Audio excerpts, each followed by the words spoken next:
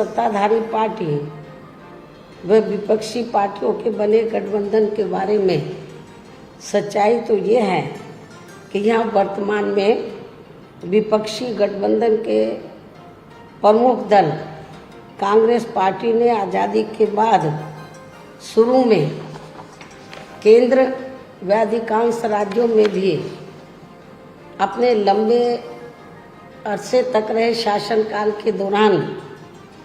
अपनी हीन व जातिवादी एवं पूंजीवादी मानसिकता को त्याग कर यदि देश व आम जनहित में तथा कमजोर वर्गों के हितों में भी पूरी ईमानदारी से कार्य किया होता और विशेषकर कमजोर वर्गों के हित व कल्याण के मामले में परम पूज्य बाबा साहब डॉक्टर भीमराव अंबेडकर की सलाह को भी मान लिया होता, तो फिर ना तो बाबा साहब को अपने कानूनी मंत्री पद से उस समय इस्तीफा देना पड़ता तथा ना ही आगे चलकर कांग्रेस पार्टी को केंद्र व अधिकांश राज्यों की भी सत्ता से बाहर होना पड़ता तथा ना ही फिर कमज़ोर वर्गों के लोगों को मजबूरी में बीएसपी के नाम पर अपनी अलग से राजनीतिक पार्टी बनाने की ज़रूरत पड़ती। और अब ये कांग्रेस पार्टी अपनी जैसी जातिवादी व पूंजीवादी सोच रखने वाली पार्टियों के साथ गठबंधन करके फिर से केंद्र की सत्ता में आने के सपने देख रही है, तो वही सत्ताधारी बीजेपी पार्टी भी पुनः केंद्र की सत्ता में आने के लिए अपने एनडीए गठबंधन को हर मामले में मजबूत बनाने में लगी है। साथ ही फिर से सत्ता में आने का दावा भी ठोक रही है। ये कह रही है कि इस बार बीजेपी और उनका गठबंधन 300 से ज़्यादा सीटें लाएगा, इसका भी दावा ठोक रही है, जिनकी कथनी व करनी में कांग्रेस पार्टी की तरह ही कोई खास अंतर नज़र नहीं आता है। कहने का तात्पर्य ये है कि अब ये दोनों बने गठबंधन यानी कि एनडीए व परिवर्तित किए गए यूपीए केंद्र की सत्ता में आने के लिए अपने अपने दावे ठोक रहे हैं, जबकि जनता को किए गए इनके वायदे व आश्वासन आदि सत्ता में बने रहने के दौरान अधिकांश खोखले ही साबित हुए हैं। वैसे भी कांग्रेस व बीजेपी एंड कंपनी के बने गठबंधन की अब तक रही सरकार की कार्यशैली यही बताती है कि इनकी नीति, नीयत व सोच सर्व समाज से विशेषकर गरीबों, दलितों, आदिवासियों, पिछड़े वर्गों, मुस्लिम एवं अन्य धार्मिक अल्पसंख्यकों के प्रति लगभग एक जैसी ही रही है, क्योंकि इन्होंने सत्ता में रहकर शुरू से इन वर्गों के मामले में अधिकांश कागजी खाना पूर्ति ही की है तथा ज़मीनी हकीकत में इनके लिए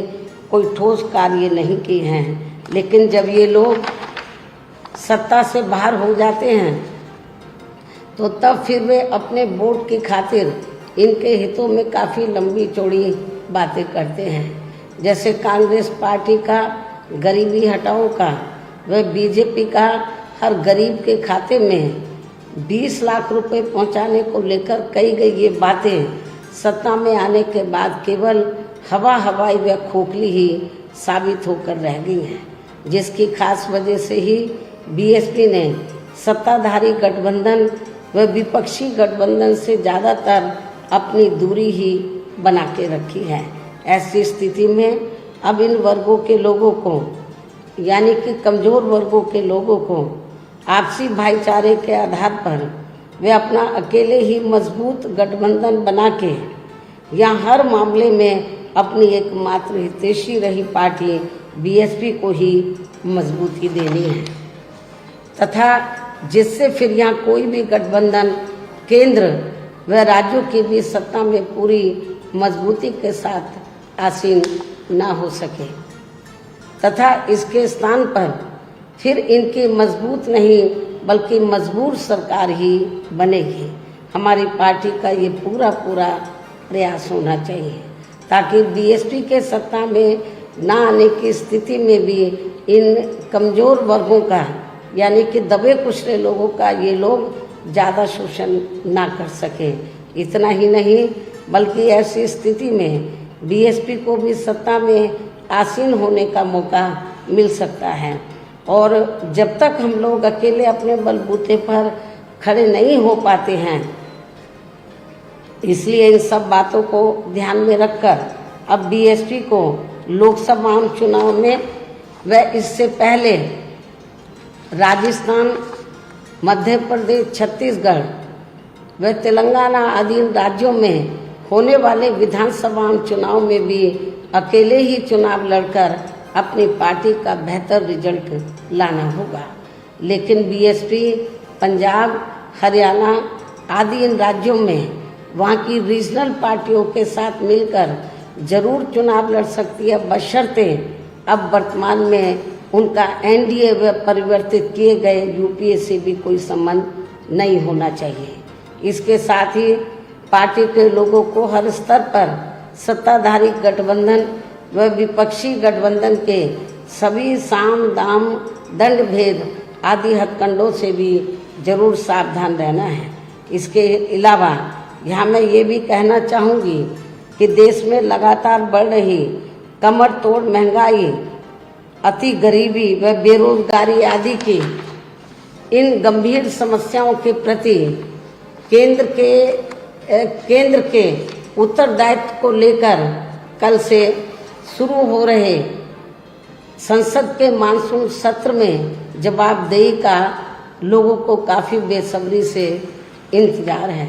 किंतु मणिपुर में जारी चिंतनीय हालात, हिंसा व सुरक्षा ही अब नया मुद्दा बन गया है। किंतु इन समस्याओं के प्रति भाजपा का रवैया अब तक व्यापक जनहित का कम तथा अपने राजनीतिक स्वार्थ का ज़्यादा देखने को मिल रहा है,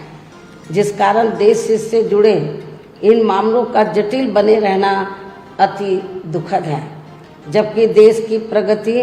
लोगों की उन्नति में ही निहित है, जिस पर पूरा ध्यान केंद्रित करने की भी सख्त ज़रूरत है।